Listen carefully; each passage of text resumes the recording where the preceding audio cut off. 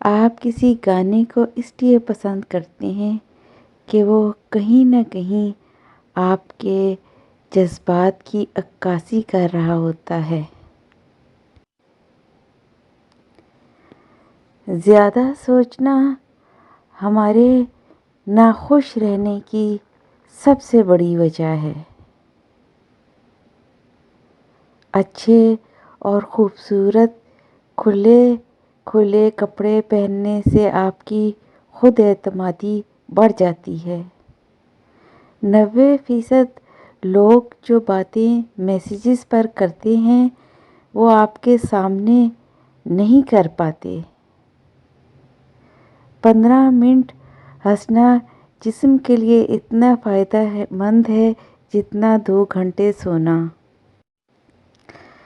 سونے سے پہلے جس آخری انسان کے بارے میں آپ سوچتے ہیں یا تو وہ آپ کی خوشی کی وجہ ہوتا ہے یا آپ کے دکھ کی وجہ۔ 82% لوگ وہ پسند کرتے ہیں جو ملنا تقریباً ناممکن ہوتا ہے۔ جھوٹ کثرت سے بولنے والے دوسروں کا جھوٹ پکڑ لینے میں بہت زیادہ ماہر ہوتے ہیں۔ ڈپریشن کے خاتمے کے لیے سگریٹ نوشی نہ کریں بلکہ ہلکی پھلکی ورزش کر لیں اور کچھ دیر پیدل چل لیں۔ سونے سے پہلے جس انسان کے بارے میں آپ سوچتے ہیں یا تو وہ آپ کی خوشی کی وجہ ہوتا ہے یا پھر دکھ کی۔